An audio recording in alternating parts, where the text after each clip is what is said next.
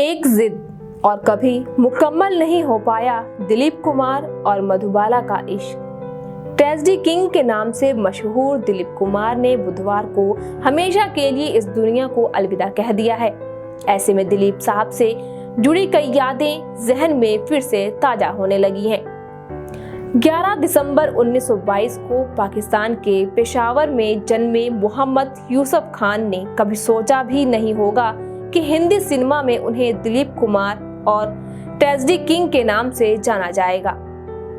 आज दिलीप कुमार के चाहने वाले केवल भारत में ही नहीं बल्कि पूरी दुनिया में मौजूद हैं। सदाबहार एक्टर दिलीप कुमार ने बुधवार 7 जुलाई को हमेशा के लिए अपनी आंखें मूंद लीं। उनके निधन से अब हर कोई सदमे में है।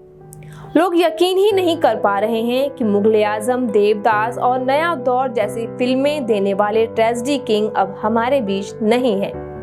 दिलीप कुमार के रोमांटिक अंदाज के लोग दीवाने थे।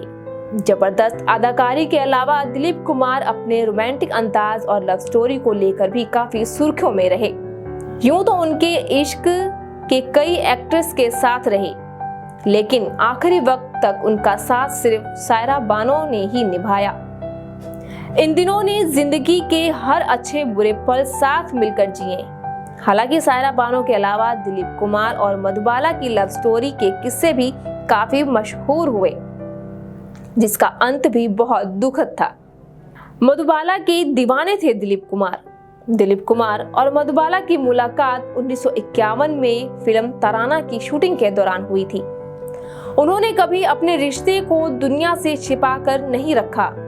इन्हें अक्सर मीडिया के सामने हाथों में हाथ डाले भी देखा जा सकता है। फैंस भी इस जोड़ी के दीवाने थे। लोग हमेशा इन्हें साथ देखना चाहते थे। वहीं ये दोनों भी एक दूसरे के प्यार में पूरी तरह से पागल थे। कहा जाता है कि दिलीप साहब मधुबाला की खूबसूरती के कायल थे। वह सिर्फ उन्हें देखने भर के लिए ही मुंबई से पुणे तक कार चलाकर जाते थे और दूर से ही देखते रहते थे। लेकिन मधुबाला के पिता से उनकी बहस हो गई। कहा जाता है कि मधुबाला के पिता अलाउल्लाह खान की वजह से दोनों अलग हो गई थी। कहते हैं दिलीप कुमार और मधुबाला की सगाई हो गई थी। ऐसे में एक बार किसी बात को लेकर दिलीप कुमार और मधुबाला के पिता के बीच बहस हो गई थी। इसके बाद मधुबाला और दिलीप कुमार ना तो एक दूसरे को छोड़ने के लिए तैयार थे और ना ही पिता के साथ हुई बहस को भुला पा रहे थे।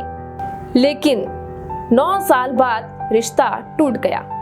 दिलीप कुमार ने इस विवाद के बाद मधुबाला से कहा कि उन्हें अपने पिता को छोड़कर उनके पास आना होगा, जबकि एक्ट्रेस ने उन्हें कहा कि उन्हें उनके पिता से माफी मांगनी पड़ेगी। दोनों ही जिद पर अड़े थे। दिलीप साहब और मधुबाला के रिश्ते का 9 साल बाद एक दुखद अंत हो गया। दिलीप कुमार ने आत्मकथा Dilip Kumar the substance and the shadow में भी इस रिश्ते पर खुलकर बात की है। उन्होंने इसमें बताया है कि मधुबाला के पिता उनके रिश्ते के कभी खिलाफ नहीं थे, लेकिन किसी बात को लेकर मधुबाला के पिता से उनकी बहस हो गई।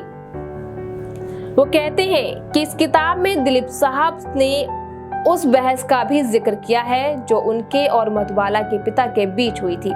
उन्होंने कहा कि मधुबाला के पिता एक प्रोडक्शन कंपनी चलाते थे और वह इस बात से बेहद खुश थे कि उनके परिवार में 1-2 बड़े स्टार साथ होंगे।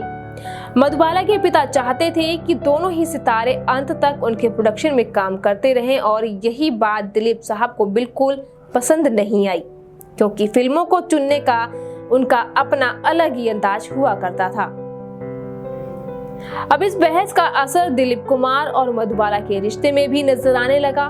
कहते हैं दिलीप कुमार ने 1956 में फिल्म मलमल की शूटिंग के दौरान मधुबाला के सामने शादी का प्रस्ताव रखा था।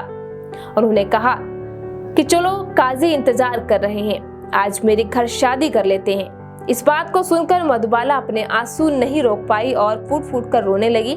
दिलीप कुमार ने उनसे कहा, अगर मैं आज चला गया तो कभी लौट कर नहीं आऊंगा, लेकिन मधुबाला चाहकर भी उनके साथ नहीं जा पाई।